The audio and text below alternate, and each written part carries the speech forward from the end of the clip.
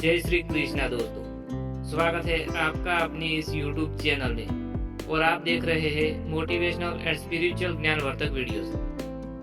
दोस्तों, आज हम श्रीमद् भगवद गीता के 17वें अध्याय, जिस अध्याय का नाम है श्रद्धात्रय विभाग योग, इस अध्याय के लाभ और महत्व पर विस्तार से चिंतन करेंगे।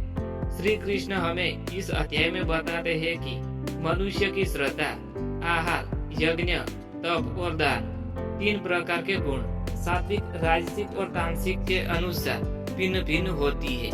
श्री कृष्ण जी अर्जुन को यह गूढ़ रहस्य बताते हैं कि श्रद्धा का प्रकार ही हमारे जीवन की दिशा और गति को तय करता है। आइए इस अध्याय की गहराई में उतरते हैं, इसके लाभों को समझते हैं और जानते हैं कि हमारे जीवन में इसका क्या महत्व है। तो हम आपको क्रमश एक एक करके सभी महत्व और लाभ समझाने वाले हैं। तो पहला महत्व है श्रद्धा का स्वरूप और इसका जीवन पर प्रभाव। श्रीमद् भगवद गीता का अध्याय 17 बताता है कि प्रत्येक व्यक्ति की श्रद्धा उनके स्वभाव के अनुसार होती है। सात्विक श्रद्धा हमें सत्य, धर्म, सेवा और ईश्वर की भक्ति की ओर ले जाती है। राजसिक श्रद्धा व्यक्ति को दिखावा, मान सम्मान और स्वार्थ की ओर खींचती है। तामसिक श्रद्धा अंधविश्वास, हिंसा और अविवेकपूर्ण आचरण में उलझा देती है। जीवन में इसके लाभ, सही श्रद्धा को पहचानने से हमारा मन शुद्ध होता है। सात्विक श्रद्धा अपनाने से जीवन में शांति, संतोष और सच्ची सफलता आती है। श्रद्धा का शुद्ध होना आत्मा की उन्नति का प्रथम सोपान है। दूसरा महत्व है आहार का महत्व। जैसा आहार वैसे विचार। इस अध्याय में श्री कृष्ण बताते हैं कि हमारा भोजन भी तीन प्रकार का होता है। पहला है सात्विक आहार, जो आयुष्य, बल, आरोग्य और सुखदायक है, जैसे फल, सब्जियां, हल्का भोजन। दूसरा है राजसिक आहार, तीखा, खट्टा, बहुत गर्म, जिससे शरीर और मन में अशांति होती है।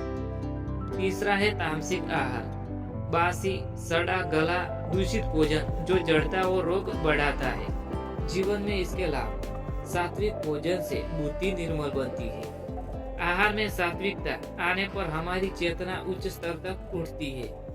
रोग से मुक्ति, मन की स्थिरता और आध्यात्मिक विकास संभव है।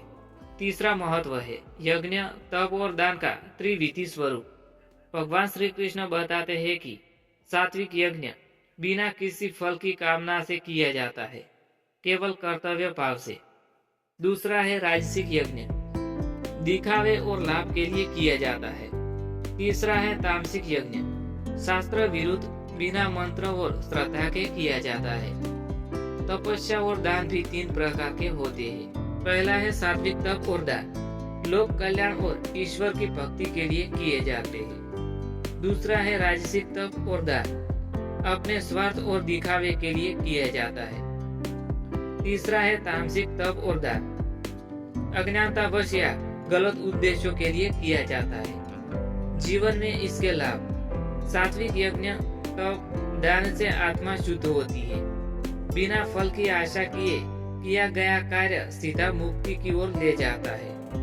दान और तप जीवन में सहनशीलता, विनम्रता और करुणा बढ़ाता है।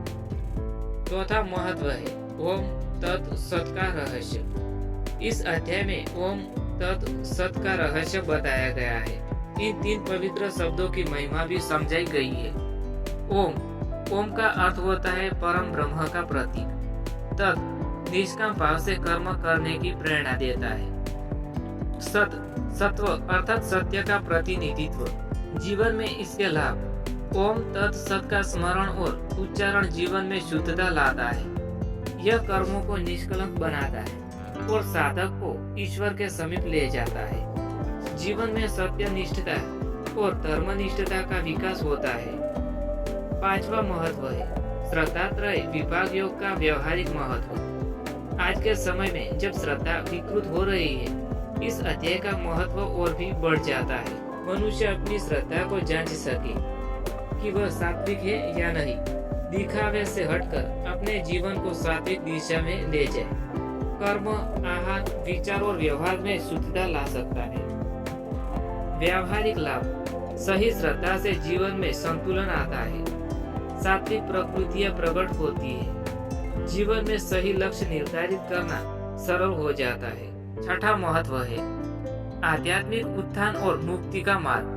श्रद्धा, आहार, यज्ञ, तप और दान, ये सब सात्विक बनकर हमें मोक्ष के मार्ग पर अग्रसर कर सकता है। जीवन के अंतिम उद्देश्य परमात्मा की प्राप्ति को सहजाता है और उसके ओर ले जाता है। जीवन के हर कार्य को एक साधना बना सकते हैं। इसके लाभ, कर्म बंधन से मुक्ति, जन्म मरण के चक्र से छुटकारा, चिरस्थायी आनंद और परम शांति की प्राप्ति। सातवां महत्व है क्यों जरूरी है अध्याय 70 को जीवन में अपनाना। तो इसका सही जवाब है जीवन की अराजकता को शांत करने के लिए, स्वार्थ, मोह और अज्ञानता से ऊपर उठने के लिए, श्रद्धा को सही दिशा देने के लिए, भोजन, दान, तपस्या में पवित्रता लाने के लिए, अपने हर कार्य को यज्ञ बनाने के लिए, मोक्ष की प्राप्ति के लिए। यह कारण है कि अध्याय 70 केवल एक साधारण ज्ञान नहीं है, बल्कि एक संपूर्ण जीवन जीने की कला है। तो मित्रों, श्रद्धात्रय विभाग योग हमें सिखाता है कि श्रद्धा कैसी होनी चाहिए, भोजन कैसा करना चाहिए, यज्ञ और दान किस प्रकार का करना चाहिए। यह अध्याय हमें चेताता है कि यदि हम अपने जीवन में श्रद्धा, आहार और आचरण का सही दिशा में विकास करें तो हम सहज ही ईश्वर के समीप पहुंच सकते हैं। श्रीमद् भगवद गीता का 17वां अध्याय हमारे आंतर जीवन को दिशा देने वाली अमूल्य धरोहर है। इसका मनन, चिंतन और आचरण हमें इस जीवन में भी सुख शांति देता है और परलोक में भी मंगलमय स्थिति प्रदान करता है।